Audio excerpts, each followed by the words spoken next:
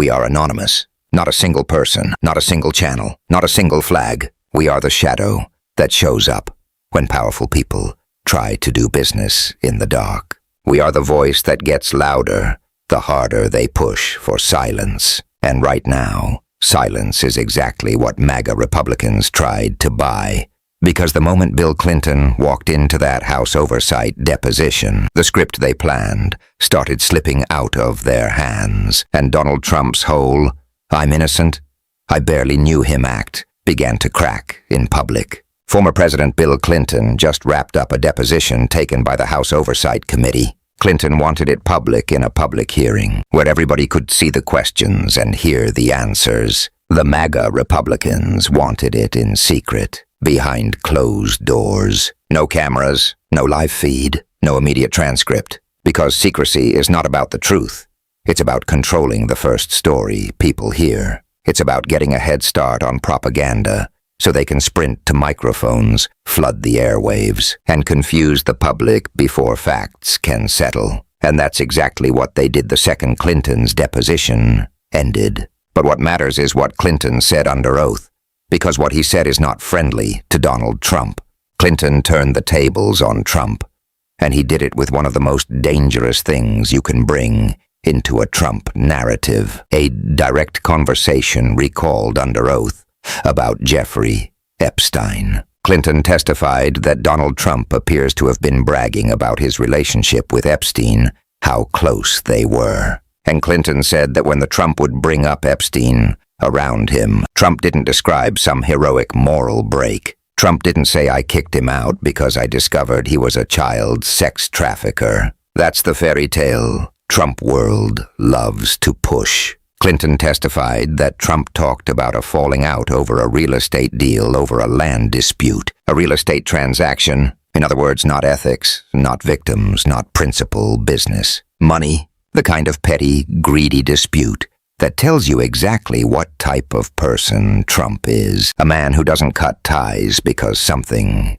is evil. He cuts ties because the deal went bad. And notice what that does. It directly refutes Trump's preferred explanation for why he supposedly separated from Epstein. It punctures the image Trump's allies try to sell, that Trump was the one powerful guy who saw it and acted. Clinton's testimony says the opposite. It wasn't about protecting girls. It was about protecting a transaction. Now here's where the cover-up energy kicks in. MAGA Republicans wanted this deposition in secret for a reason. Because Clinton's testimony was damaging to Trump. So right away, they rushed out and tried to change the narrative. You had James Comer, right there, stepping up and basically telling reporters, "Nothing to see here, folks." He tried to spin it, as if Clinton somehow cleared Trump.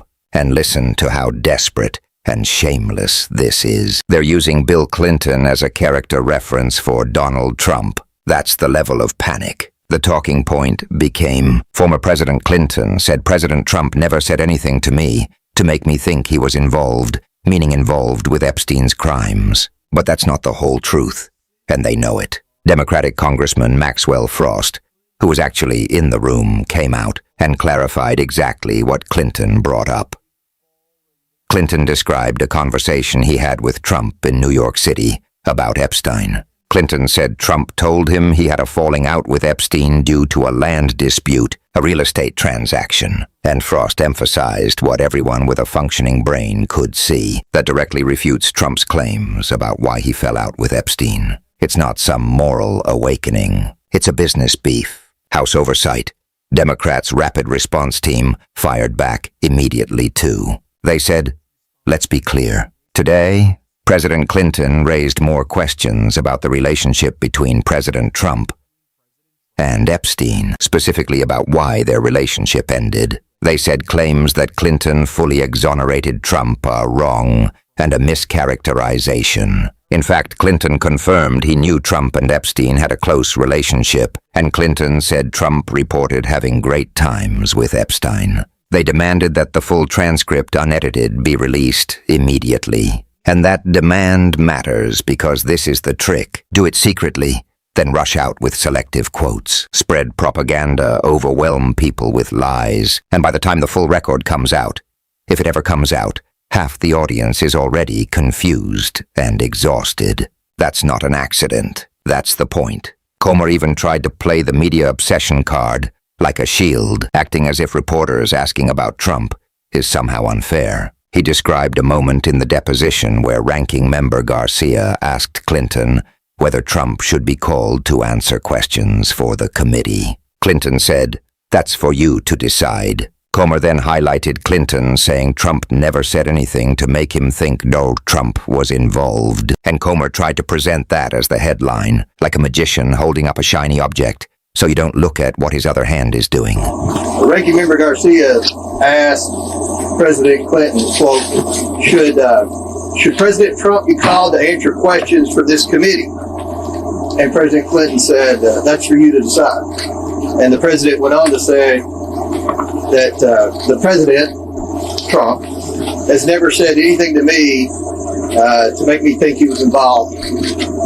And he met with Epstein. So I know there's a lot of curiosity about President Trump. I thought that was an interesting thing that President Clinton said. So I'll let the Democrats have the podium and they can answer your questions. But we'll come back at the conclusion. The majority will, and we'll answer all. But the other hand, the one that they don't want you to look at is Trump's proximity, Trump's words, Trump's bragging, Trump's great times, Trump's real estate dispute. That's what they're trying to bury. Now rewind to before Clinton's deposition even began. Donald Trump was outside holding a press conference on the White House lawn, and he was already sweating. He said, "I like Bill Clinton. I don't like seeing him deposed." Let's play it. Today, but no, I'm not happy with the way they're Are going. you concerned at all about President Bill Clinton being deposed and that sets precedent for you and your family? I don't like seeing him deposed, but, they certainly went after me a lot more than that. I don't like seeing him. Look, I like And Trump wasn't saying that because he suddenly cares about Bill Clinton's comfort. Trump said it because he was terrified Clinton would do exactly what he did talk about Trump's friendship with Epstein, the closeness, the great times, and the petty business reason for the breakup. Then Trump tried one of his favorite moves, declare himself innocent, by fiat. When asked about the Epstein files, Trump said, "I don't know anything about the Epstein files. You know I've been fully exonerated." I don't know anything about the Epstein files, I've been fully exonerated. Fully exonerated. That is such classic. Trump, just say it loud and confident, and hope your audience doesn't ask what it actually means. Because being fully exonerated is not a magic spell. It's a claim that requires evidence. And the evidence doesn't bend just because Trump demands it. Trump also pivoted to defending Howard Lutnick, calling him a very innocent Play guy. this clip. For both to subpoena Howard Lutnick. What's your reaction to that? Well, Howard would go in and do whatever he has to say. He's a very innocent guy. He's doing a good job. That's another Trump pattern. Protect allies with vague declarations. No substance, no facts. Just he's innocent, because Trump believes innocence is something you can assign like a brand label. After Clinton's deposition ended, Democrats held a press conference outside, and Congresswoman Stansbury made something painfully clear. She said President Clinton, as of today, has not been accused of a crime. There are not public files available that accuse him of a crime, whereas there are publicly available documents that do allege a crime of President Trump. She also said it is very well established that President Clinton had a relationship with Jeffrey Epstein and Ghislaine Maxwell, and Democrats are treating the investigation extraordinarily seriously. That President Clinton, as of today, has not been accused of a crime. There are not public files available that accuse him of a crime, whereas there are publicly available documents that do allege a crime of President Trump. But it is very well established that President Clinton had a relationship with Jeffrey Epstein and Ghislaine Maxwell, and we are treating this investigation extraordinarily seriously. She said when people see the recorded deposition, they will see Democrats asked hard questions, centering survivors, getting to the bottom of discrepancies, and trying to understand how Epstein's crimes could go on, and why there was a culture where the rich and powerful turned a blind seriously. eye. And when you see the recorded deposition, you will see that we asked all of the hard questions, centering the survivors, making sure that we get to the bottom of where there are discrepancies in the record, and understanding how not only the crimes that Jeffrey Epstein committed could go on, but why there was a culture that surrounded him wherein the rich and powerful turned a blind eye. And then Congressman Garcia came out swinging. He looked straight at Trump's cowardice and said what millions of people have been thinking. President Trump needs to man up, get in front of the committee, and answer the questions. Trump needs to man up, get in front of this committee, and answer the questions and stop calling this investigation a hoax. And we've got to go in. Thank you all very much. Garcia said Republicans have now set a new precedent, bringing in presidents and former presidents to testify. So Democrats are once again demanding that President Trump come in and testify before the oversight Garcia committee. here. Republicans have now set a new precedent, which is to bring in presidents and former presidents to testify. So we're once again going to make that call that we did yesterday. We are now asking and demanding that President Trump officially come in and testify in front of the Oversight Committee. Garcia pointed out that Trump appears in the Epstein files next to Jeffrey Epstein and Ghislaine Maxwell almost more than anybody else. And Garcia demanded answers about why files are missing from the DOJ, why there's been a White House cover-up, and why Trump's administration keeps calling the investigation a hoax. Committee. He appears in the Epstein files next to Jeffrey Epstein and Ghislaine Maxwell almost more than anybody else. So it's time for the president to answer questions about why files are missing from the DOJ, why there's been a White House cover-up, and why we continue in that administration to call this investigation a hoax. Garcia also repeated a demand that should not be controversial in a functioning democracy. Let the press and the public inside these depositions so we can hear the questions and answers directly. And if that's not going to happen, then release the full, unedited video and transcript within 24 hours of the end of the deposition. And finally, I'll review the call that we made yesterday that we are demanding again that the press and the public be allowed inside the depositions so that you can hear the answers and the questions directly. And if that's not going to happen, they need to release a full, unedited review of the questions and video within 24 hours of the end of these depositions. That means that the Secretary Clinton deposition needs to be released immediately. That means, as Garcia said, the Secretary Clinton deposition, meaning Clinton's deposition, needs to be released immediately. Now watch what happened next, because this is where propaganda goes from subtle to disgusting. Fox News, described as our state regime media in the original coverage, flipped into high gear and pushed the line. Donald Trump never went on Epstein's jet. It was only Bill Clinton.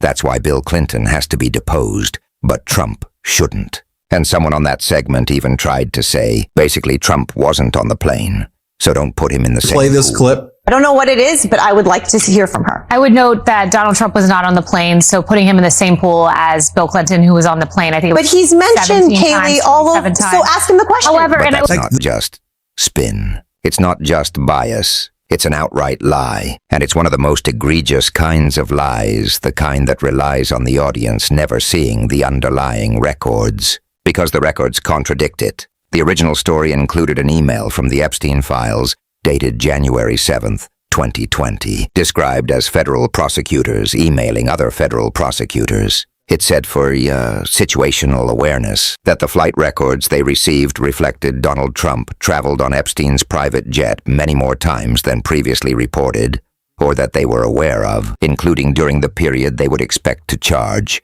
in a Maxwell case. In other words, not one flight, not an accident, not a rumor many more times than previously known. That claim, as presented in your source text, blows up. The Trump never flew propaganda line in one shot. So when Fox News tries to wave away Trump's proximity, they're not defending truth. They're defending Trump. They're defending a brand. They're defending the idea that he's untouchable. Now, Clinton also issued a statement and delivered a detailed opening statement that your original text included. And those details matter, because they show how he framed his appearance and how he publicly pushed back on the committee's approach. Clinton said in his statement that as someone who grew up in a home with domestic abuse, not only would he not have flown on Epstein's plane if he had any inkling of what Epstein was doing, he would have turned him in himself and led the call for justice for his crimes, not sweetheart deals. Then in his opening statement at the deposition, Clinton said, "Good morning. Welcome to Chappaqua. I'm here today for 2 reasons. He said the first reason was because he loves his country, and America was built on the idea that no person is above the law, even presidents, especially presidents. He said democracy requires every person to play their part, and he hoped by being there they could move away from the brink and back to a country where people can disagree civilly, where the search for truth and justice outweighs the partisan urge to score points and create spectacle. He said he would do his part and hoped they would do theirs. He said the second reason he was there was because the girls and women whose lives Epstein destroyed deserve not only justice, but healing, and they've been waiting too long for both. He said his brief acquaintance with Epstein ended years before Epstein's crimes came to light, and though he never witnessed during limited interactions any indication of what was truly going on, he was there to offer what little he knew to prevent anything like it from happening again. Then he got personal, and this was one of the sharper moments. Clinton said, "But before we start, I have to get personal. You made Hillary come in. She had nothing to do with Jeffrey Epstein. Nothing. She has no memory of even meeting him. She neither traveled with him nor visited any of his properties." He said whether they subpoenaed 10 people or 10,000, including her, was simply not right. He continued with the theme of honesty. He said they began the hearing with him raising his hand and taking an oath to tell the truth. But everyone has a responsibility to be honest with those they represent, whether they raised their right hand or not. He said each person owes nothing less than truth and accuracy to the American people. Then he laid out what he would say. He said he had no idea of what crimes Epstein was committing, no matter how many photos they show. He said at the end of the day, what matters more than interpretations of old photos is what he knows he saw. And more importantly, what he didn't see, what he did. And more importantly, what he didn't do. He said, "I saw nothing, and I did nothing wrong." He repeated that as someone who grew up with domestic abuse. If he had any inkling, he would have turned Epstein in and led the call for justice, not sweetheart deals. He said even with a 20/20 hindsight, he saw nothing that gave him pause, and they were only there because Epstein hid it from everyone so well for so long. He said by the time Epstein's 2008 guilty plea came to light, he had long stopped associating with him. He also addressed memory, honestly, something Trump avoids, like sunlight. Clinton said you will often hear him say he doesn't recall, and that might be unsatisfying, but he won't say something he isn't sure of. He said it was a long time ago, and he's bound by his oath not to speculate or guess. He said it doesn't help anyone for him to play detective decades later, and in a line with a bit of bite.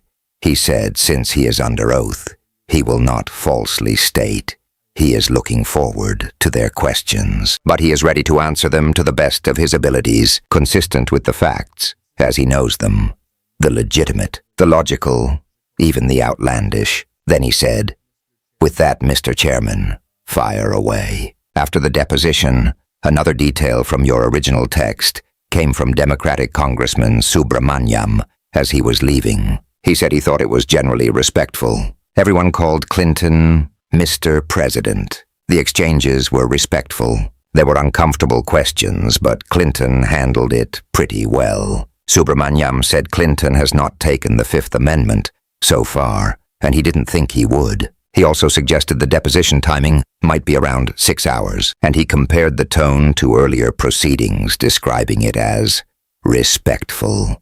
I think generally it was pretty respectful. Yeah, we all called him Mr. President. The exchanges were respectful. Certainly there was uncomfortable questions for him, but he handled it pretty well. And he has not taken the Fifth Amendment so far, and I don't think he will. You still think around 6 o'clock that'll wrap up? I think so. Would you say it was more respectful than yesterday? I would say it was more respectful than yesterday. Yeah. Thank you.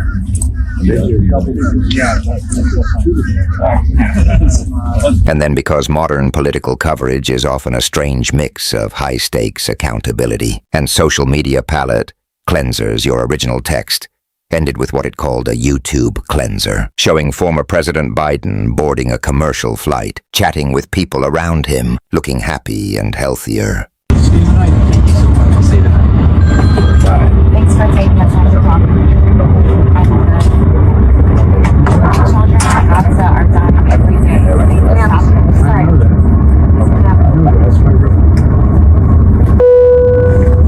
It's that sharp contrast. One side fighting over secrecy and narrative control, the other side showing a simple human moment. And the clip even included someone shouting, "Children are dying every day," while Biden thanked people and said he'd see someone that night. It's messy, it's real, it's modern America in a few seconds. Now here's the core truth you needed to keep front and center as anonymous. The most important thing that happened in that deposition isn't Comer's spin. It isn't Fox News propaganda. It's the part they don't want repeated Trump's own words, as relayed under oath by Clinton. The closeness with Epstein, the great times, the bragging tone, and the business dispute explanation for the falling out. Because that's the moment Trump's mask slips. Trump wants you to believe he's a strong man who stands for morality when it counts. But the pattern keeps screaming the opposite. When it comes to Epstein, Trump's world tries to sell you a clean break story. Clinton's testimony describes a dirty, selfish reason, real estate. The kind of reason that fits Trump perfectly.